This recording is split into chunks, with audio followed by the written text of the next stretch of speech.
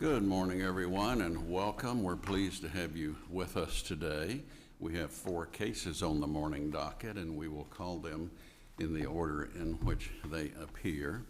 Let me remind council that each side has a total of 15 minutes, and that applies whether there's one or multiple lawyers speaking. If there's multiple, you'll have to share that time. The appellant does have the right to reserve up to 5 minutes for rebuttal. So when you come to the podium after you've introduced yourself, please let us know how many minutes you wish to reserve, and the clock will be programmed accordingly. Are there any announcements or introductions? Hearing none, call the first case. Carrie M. Thompson versus Stephen Matthew Thompson.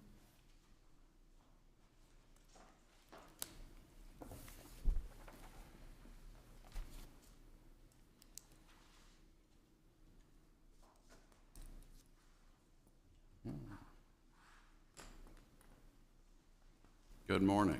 Good morning, Your Honor. Jay Jackson of the Rutherford County Bar. I live in Davidson County, but my practice is primarily in Murfreesboro, or my office is anyway. There's not a tax to get across the county line or anything like that for you. I hope not. I know, but sometimes that matters. I would like to reserve 3 minutes for rebuttal. 3 minutes, yes, sir. Yes, sir.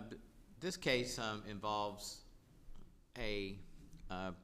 it's a domestic case involving a post-divorce matter involving a parenting plan modification.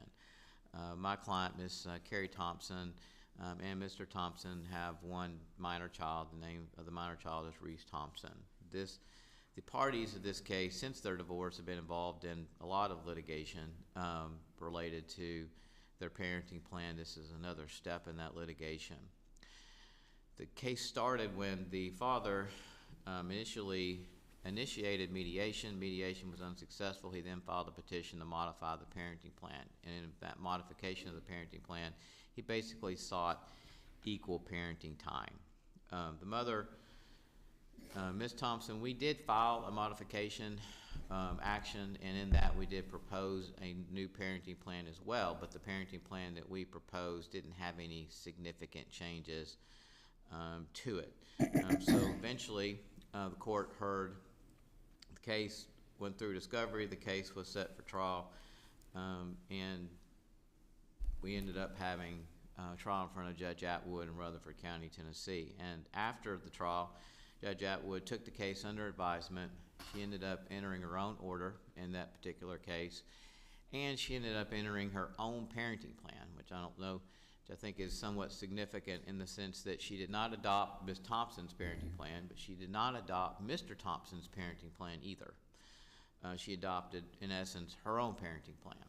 And you're not arguing that there's anything inappropriate by that? No, she absolutely has discretion to do that. There's no question about that. That's one thing. Right. And when you go to court, that's one of the risks. That's one of the things the litigants have to understand. I just think it's important to know that primarily because one of the things that came out of this parenting plan was that Ms. Thompson, my client, I think I'm getting this right, and I apologize if I'm not specifically, but she does not have any time on Fridays.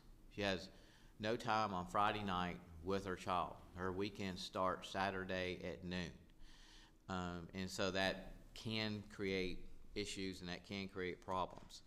We, after the order was entered, we filed this appeal. And in this appeal, we identified numerous issues that we believe are significant errors by the trial court. Errors in terms of the way in which she interpreted the evidence, one. Errors in the way in which she applied the evidence, which I think is more significant than anything else. And errors in terms of what the amount or the weight of evidence that she used in terms to support her conclusions. And I kind of want to go through a few of these with you, if I could. Counsel, before you start that process, some of the complaints here relate to complying with the original parenting plan. Is that parenting plan in the record, and if so, where can it be found?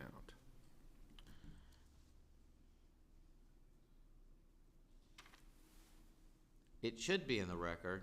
Well, it should if one of the complaints is that the original parenting plan was being modified, but I'm not sure where it is in the record here. I don't know, I can't tell you as we sit as today, I can't cite to you specifically where that is in the record. I know that those were issues that came up during the course of the litigation, and that was, but I can't tell you as we sit here today where that specifically is located. One of the things that Judge Atwood highlighted in her opinion had to do with abuse allegations. She specifically made finding of fact that the mother had basically lobbied and alleged what she believed to be inaccurate or unsubstantiated abuse allegations against, or had been alleged. One of the things that we pointed out one of the things that came out during the evidence was that when I went back through and looked through the record or looked through the transcript in terms of what would support that particular finding, I couldn't find a lot. The only thing I found were a couple of things. One, I found where Mr. Thompson's, I believe it was his mother, testified that at some point prior to the adoption of the existing parenting plan, somebody had called and made an anonymous abuse allegation against her husband, I guess the paternal grandfather. And at that point in time, when she was asked about that on direct or cross-examination, she did not know who made that accusation. She did not know that it was the mother who made that accusation. She had no clue that accusation was made. In fact, I objected to even it being introduced because it was proof prior to the adoption of the current parenting plan. Judge Atwood allowed it in. The only other part was during the testimony of Ms. Thompson, she testified related to an incident that had occurred at the exchange that she labeled abuse, that she felt abused, where Mr. Thompson had admitted that he actually had raised his voice, had yelled, had behaved in a way that he shouldn't. Ms. Thompson felt that was abuse in the sense, she didn't report it or anything like that, but she felt like that was abuse. And yet, Judge Atwood said there was nothing in the record to support any sort of an allegation. Mr. Thompson actually admitted that he actually did those things. And you did bring up one of the things I do want to talk about. I want to highlight two specific things. First off, it's our position that when Judge Atwood looked back through the record and everything, is that I think she had a specific belief about how an outcome. And then she went through the record and she picked the things she felt like supported the factors sufficient to achieve that outcome. And as a result, she looked at... Does she have to state every single fact that's related to a factor for analysis? And does the judge have to look and say, is that in some way related to this factor, so I'm going to write it down as a fact that was shown in this case in generating her order? Does she have to do that? I don't believe that's required by the Court of Appeals in terms of every specific fact, but it is required that she's required to put in the record facts that support her specific conclusions. I want to ask you about some of the facts you're referencing with grounds to where you're saying that she made an error. So, for example, you take aim at the not encouraging a loving relationship with father and child. And so you go through a series of facts that you say the trial judge errantly failed to consider or address as part of that analysis. And some of those are: the mother signed the child up for and took him to tutoring. The mother took the child to church regularly. The father had not taken the child to church in the last 6 months. Mother buys the child clothes. Mother does homework with the child. Now, reading these facts, I have to say I'm struggling to see how that's related to encouraging a loving relationship with father. I mean, it may speak to mother being a good mother, but how is it related to that? Why is that error for the trial judge when the trial judge is analyzing whether their mother's facilitating a loving relationship with father to, for example, not consider that mother buys the child clothes? I don't get the relationship between between those two things? I think my response would be is that for example, you mentioned a couple of those things where the mother is sending positive text messages to the father when the child is with her. I believe that does help facilitate a relationship between. There may be some of the facts that you're asserting that are relevant, but then I take your brief to also be arguing in this list here that these are also supposed to have been considered by the trial judge and analyzed. And there's some of them, at least some of them here, that you're saying were error, that I'm struggling to figure out what the connection is between that factor, promoting encouraging a loving relationship with father, and mother buying the child clothes. Those two things to me, at least on first glance, seem like they're not in any way connected. There could be some that connect more than others. I can see that in the sense that's certainly possible, but I believe that when the mother sends text messages and facilitates communication on her time between the father and the child, I think that is encouraging a relationship. And I think it's also something that would be something that most parents would do under a normal situation that you would want to encourage.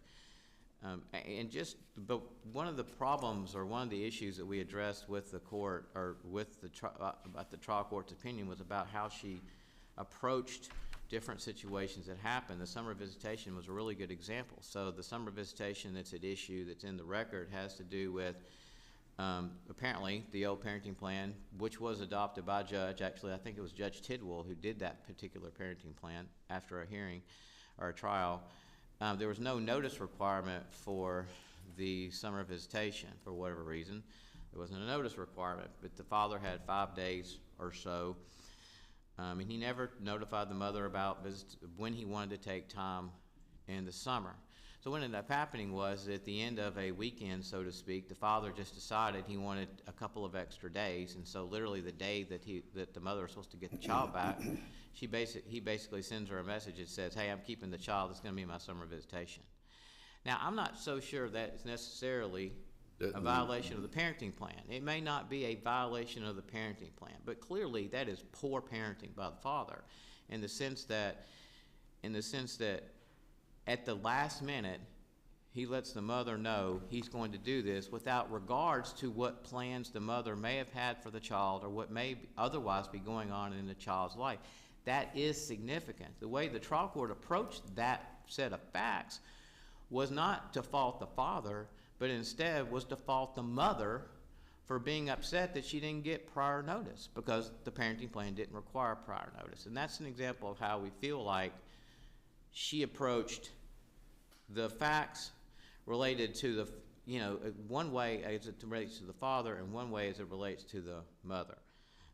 The other issue has to do with the extracurricular activity, the flag football, which we highlighted in our brief, and I may go over more in a rebuttal. But basically, the father was accused of signing the flag, allowing the child to participate in flag football, and even though the mother had said that she did not want the child to do so, we tried to put in proof of that. Judge Atwood would not allow it. We did an offer of proof, and we believe it was error for her to not allow that picture. Wasn't that a photograph from somebody else's Facebook account? It was from the account of the, yes, it was. So how could that qualify as personal knowledge?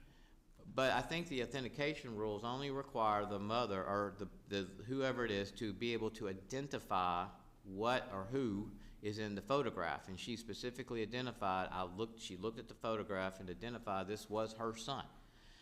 And she could identify that, and that was sufficient for authentication under the rules of evidence. All right. I'll pass the time. Thank you.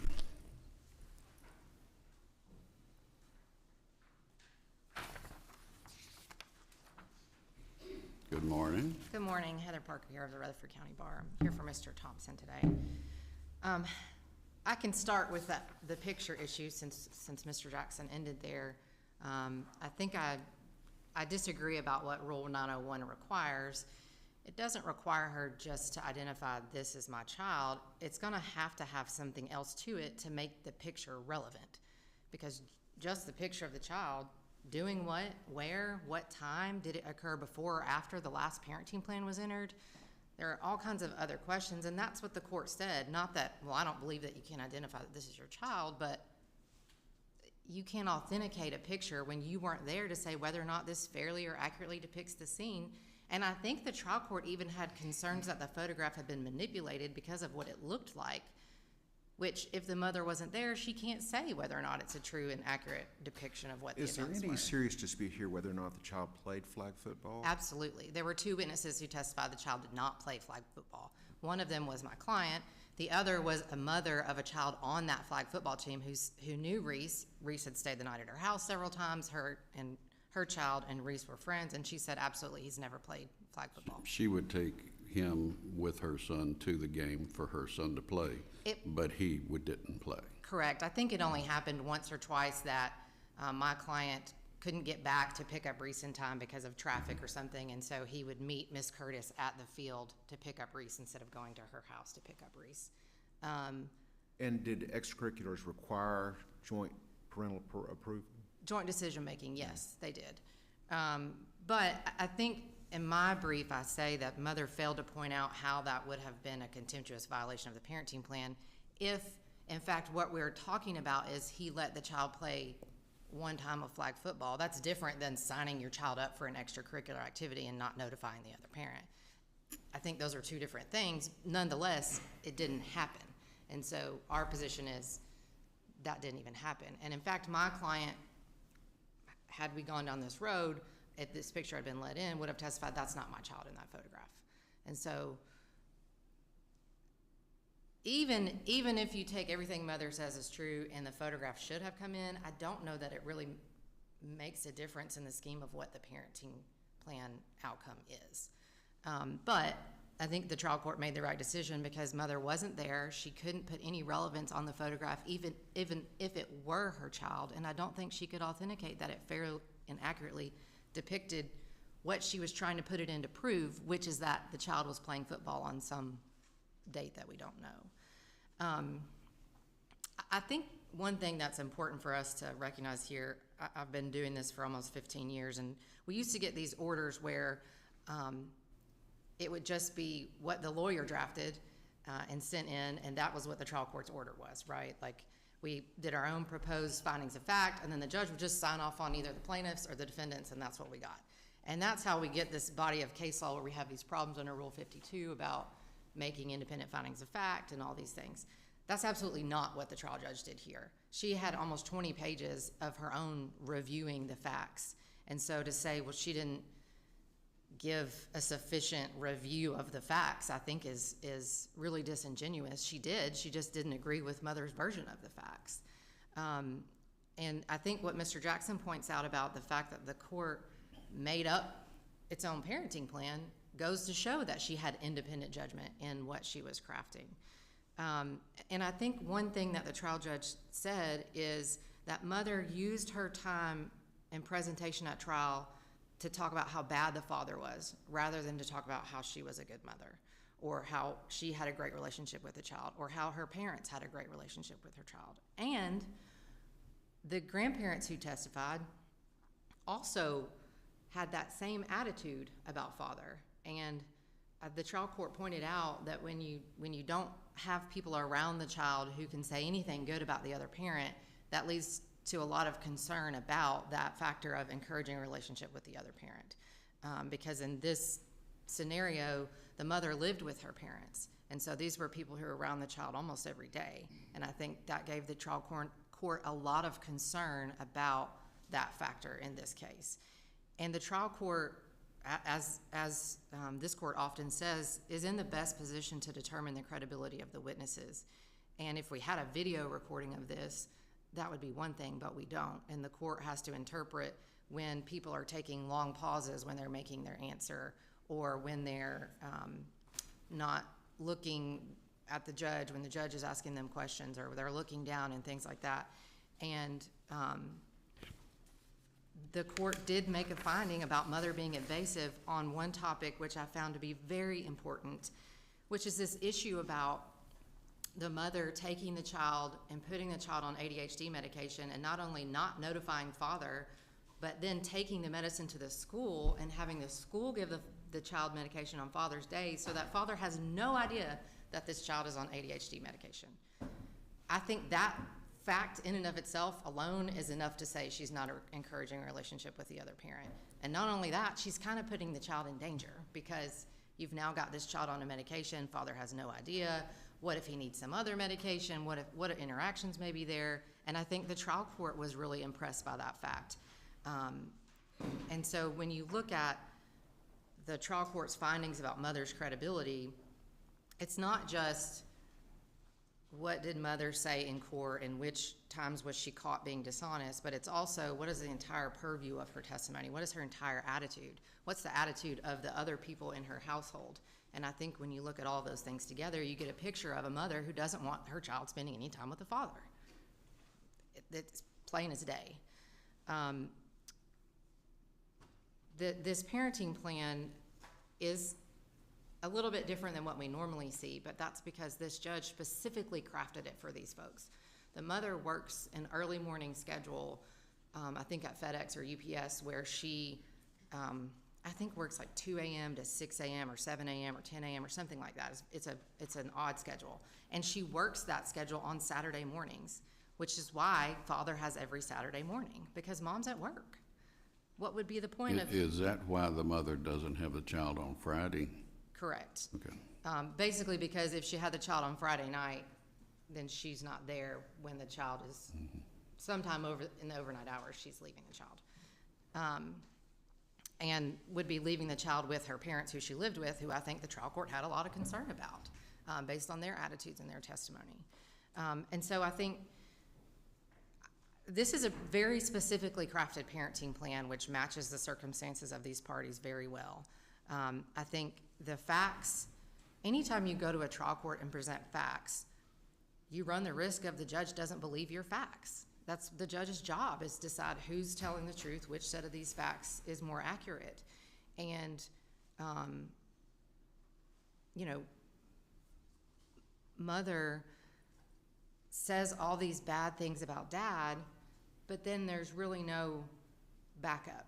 There's no teacher who's going to testify to this, that, and the other. There's no third-party friend who comes and is going to testify about this, that, or the other.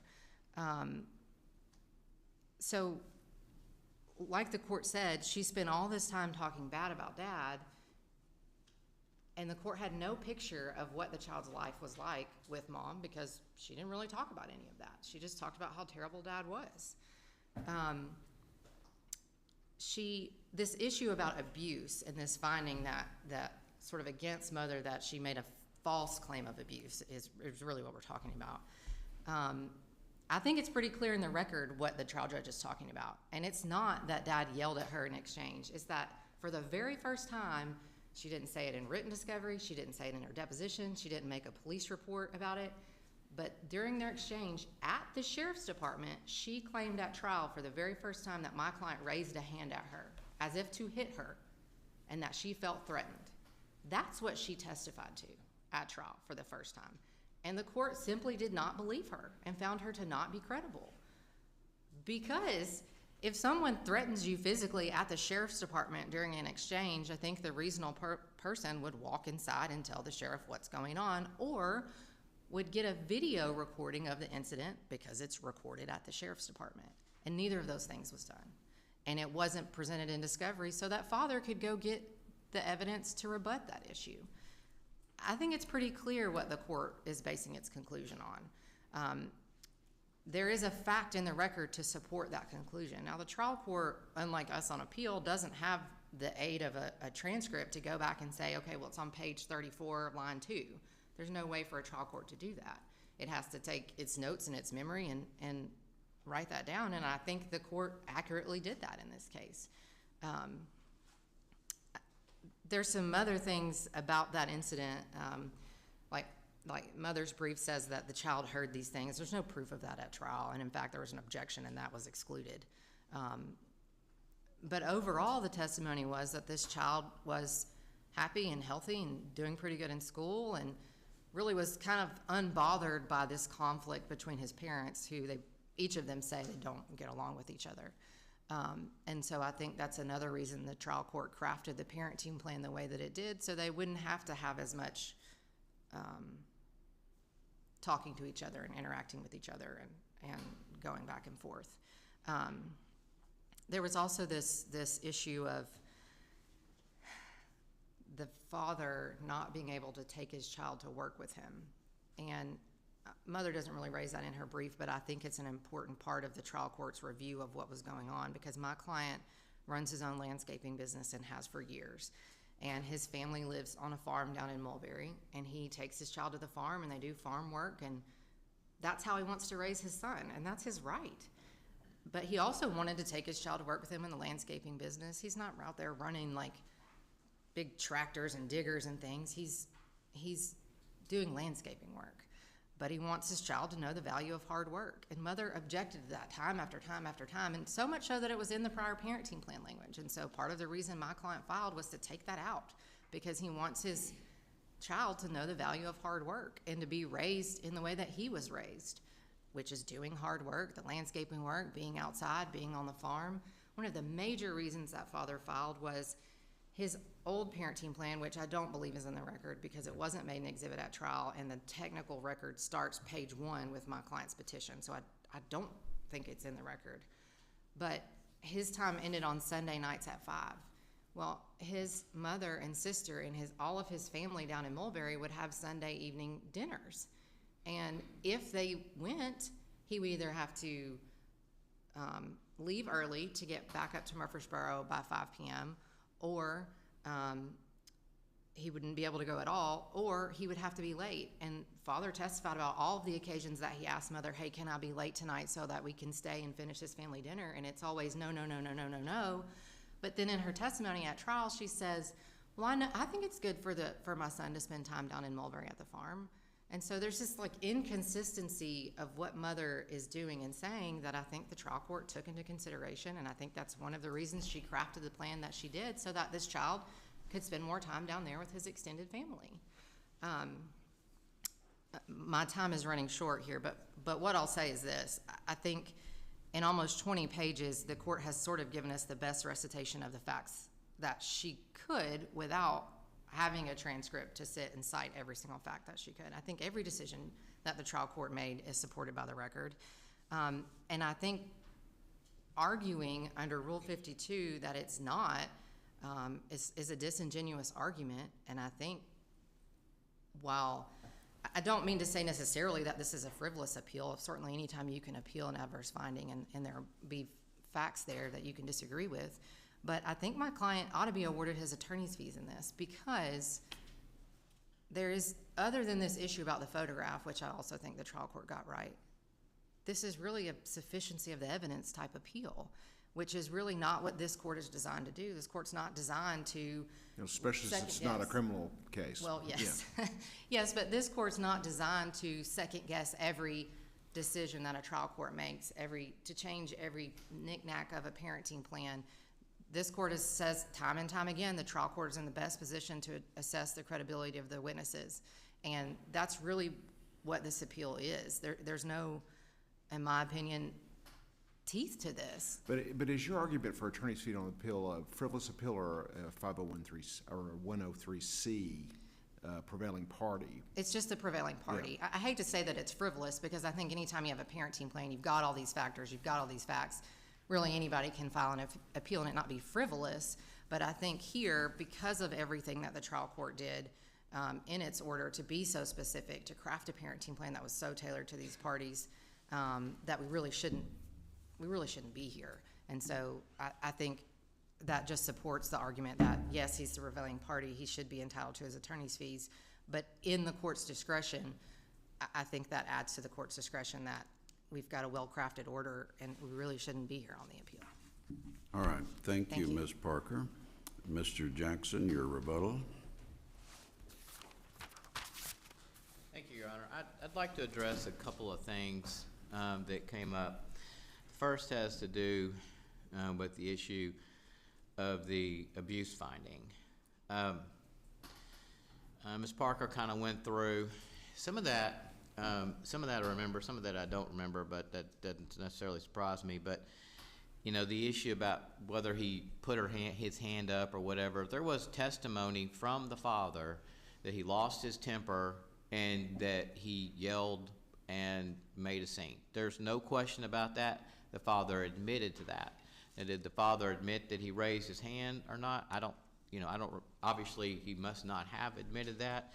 But what I will say is that whether it was brought up in discovery or not or whatever, I don't believe Judge Atwood's opinion ever mentioned that. Like, I don't believe she ever mentioned in her opinion, and if I'm wrong, I'm wrong, I apologize, but I don't believe she ever mentioned in her opinion, oh, well, Ms. Thompson didn't say that during discovery, and she didn't disclose that in her interrogatories, or she didn't do that, so therefore I find that not credible. That's not at all what was in her order.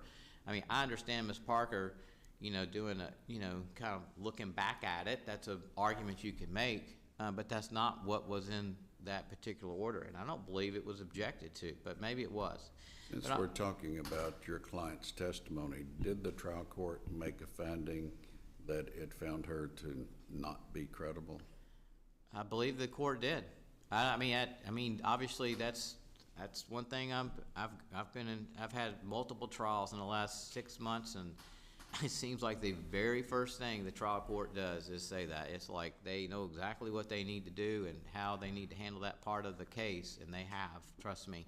So she did make a finding related to that. There's no question about that. That's in her order. We disagree with it and don't believe that the facts support that, but at the same time, that was in there. I do want to mention the ADHD issue, and that's important because the father knew about the doctor is Dr. Rosser. Dr. Rosser was a physician that he went to doctor's appointments with.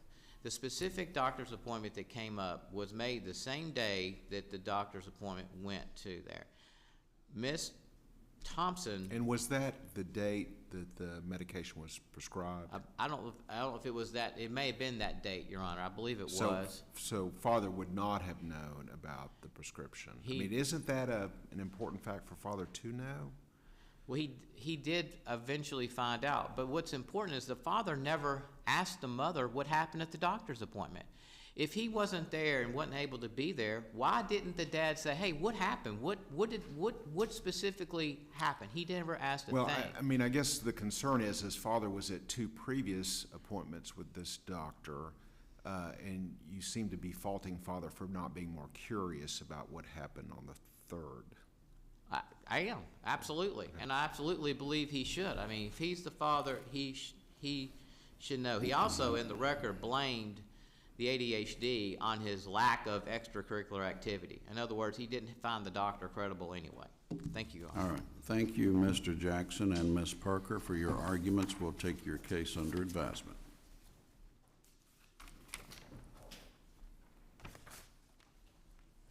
Call the next case, please.